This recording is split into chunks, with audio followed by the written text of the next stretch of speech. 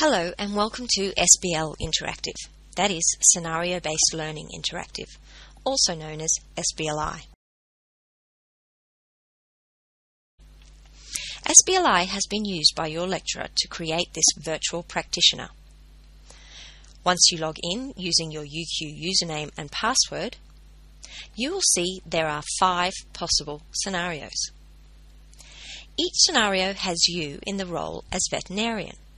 Your task is to examine the patient, select what you deem to be the necessary diagnostic tests, and based on the test results, make a differential diagnosis.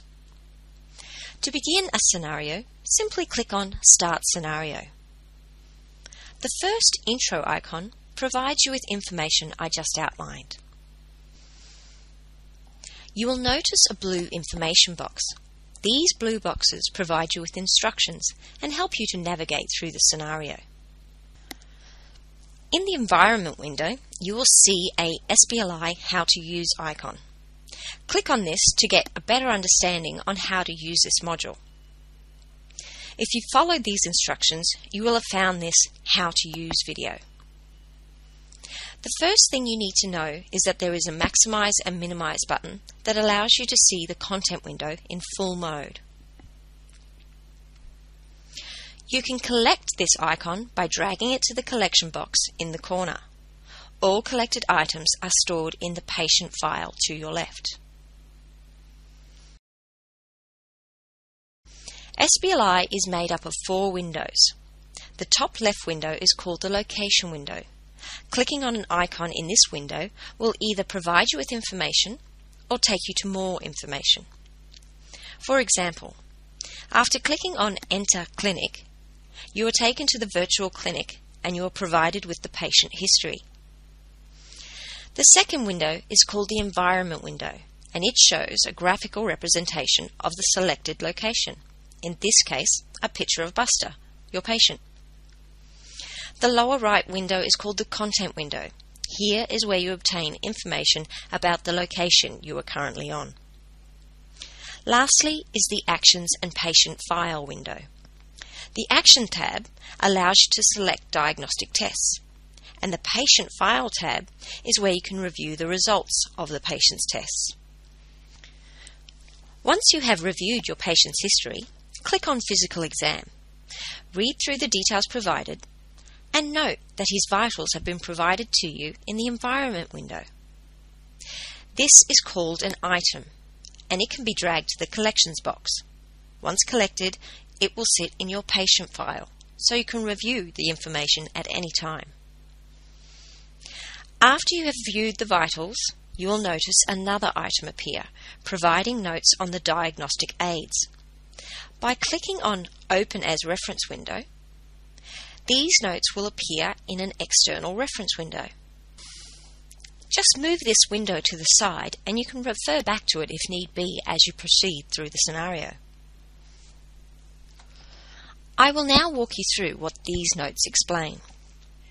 In the Location window, you will notice 2 locations labelled Diagnostic Aids Part 1 and Diagnostic Aids Part 2. These locations provide you with all the possible tests you can perform in order to diagnose your patient. There are a total of 105 diagnostic tests available to you.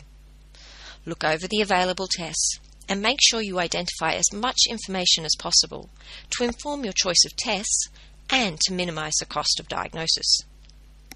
The client has limited funds and has specified not to exceed $1,000 to find out what is wrong. You will not be able to afford all the tests, so make sure you only purchase tests necessary to further your diagnosis. To perform a test, you need to click on the test's name in the Actions window. This is also where you can see the cost of the test. When you click on a test, your allowance of $1,000 will be depleted by the cost of the test. To see a running tally of your budget and amounts spent, look at the bottom left-hand side of the Content window. The results of the test purchased will appear as items in the Environment window. Collect these results by dragging them to the Collections box.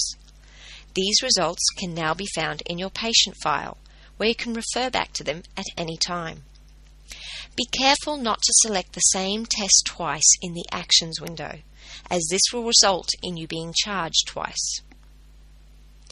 When you believe you have an accurate diagnosis based on the test results, click on Answer Questions. Here you will find 8 questions you must answer. Type your answers in the field provided and click Submit. Remember, you can refer back to the patient file at any time when answering these questions. Your submitted answers are captured in a student log. If for some reason you return to the same question twice, the field will appear empty. Please don't let this alarm you. Your answers have been captured. You do, however, have the option of resubmitting your answer if you feel your first response was inaccurate. Finally, please note that if the scenario is left inactive for 40 minutes, it will time out. That means you'll need to log in again. However, it does not mean you'll need to start again. When you log back in, click on Continue Scenario button. All your test selections will be retained, and you begin from where you left off. If you want to restart, thereby selecting all the tests again and submitting new answers, you have 2 options. Either click on Restart Scenario from within the module, or when you're logging back in, click on Start Scenario. This will be restarting from scratch, and you will need to make all test selections again and resubmit your answers. That's all you need to know. You can now proceed to your first patient.